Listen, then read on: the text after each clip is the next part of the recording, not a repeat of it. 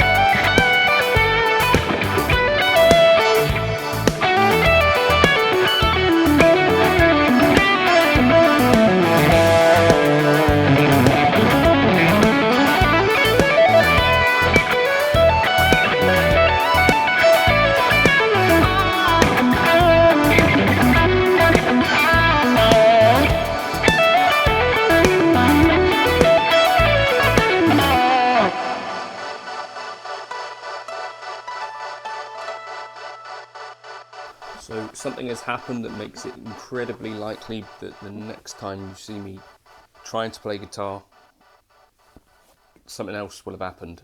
But we are just waiting at the moment. So I was playing guitar downstairs with the Boss Wazza Airs and was playing this. Now, I think at the moment guitars are getting to be quite expensive, especially in the UK. For example, the PRS Silver Sky SE and the PRS DGT SE, they came out, and for a few reasons, not exactly clear why, we're paying quite a lot more than the Americans, sort of way above what they're paying. And if you think about the Ibanez AZs that are coming out of Indonesia, those are, you know, around $1,000 in the UK now as well. And I've been quite vocal about some of the guitar brands that I'm a fan of that are not so expensive. So, for example, you hear me talk about Sire guitars an awful lot. One of those videos that I banked is coming up this morning. I don't know, this will probably be this evening's video. What else? You know, there's the Jet guitars that I tried out earlier this month as well, and I was quite impressed by those. I'm a fan of that Squire Strat that you saw me play earlier this month as well. And, you know, the Ibanez AZES I thought actually represented pretty good value for money. But when it comes to finding a really great guitar. I'd like to talk about it, you know, more often or more than once certainly. So this is an FGN guitar. I've done one video on it already where I was just talking about, you know, these are spec'd pretty similarly to the Ibanez AZ, and they're also made in exactly the same factory by FGN Guitars Fujigen Gaki. Some of the specs are different to the Ibanez AZ, namely you don't have stainless steel frets and you don't have a roasted maple neck, which to me is not necessarily a problem at all.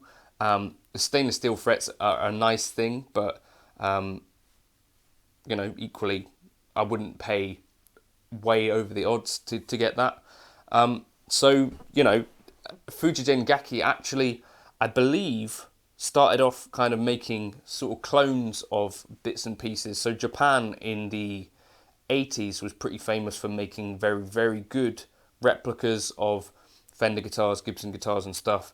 And so good that eventually Fender decided to you know, enlist the help of those chaps to make the guitars for the Japanese market. And, you know, FGN still going strong to this day. And, you know, Ibanez AZ, I think, are one of the most pretty looking modern designs. And I really like the idea of that guitar, sort of like a Super Strat, sort of like a Sir, that sort of market, you know, a guitar that can do a whole bunch of stuff. Now, this is a guitar that I got for £375 because it was knocked over being photographed by a shop down in Plymouth. I think the actual retail of them is just over £500, and for the amount of money you're paying for this guitar, it's really quite astonishing quality, I think. This weighs as well a really nice weight at £7.5, and yeah, the neck is a beautiful, comfortable neck.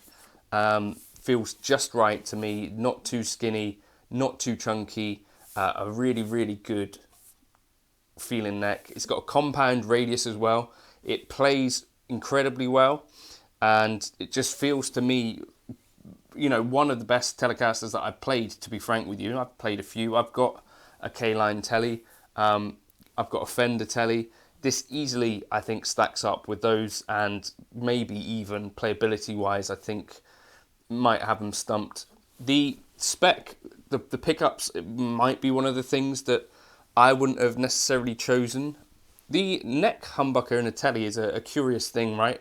I think most people, what the Tele bridge is the characteristic voice of the Telecaster, right? You know, that sort of twang thing, that country thing, whatever. But having that neck humbucker, I'm not exactly sure what folks would use it for. I know that the G&L used to do that with the Blues Boy, so I don't know if that's a blues thing. Obviously for jazz, cats like Tim Lurch and Ed Bickert would have a humbucker in the neck as well, Ted Green as well. So maybe that's a pretty versatile thing. We've got a coil tap on there as well, so that's generally where I would leave it, with the coil tap on. But I'm just really, really impressed with this guitar. And for anywhere under £1,000, I can't think of a guitar that really knocks it out of the park.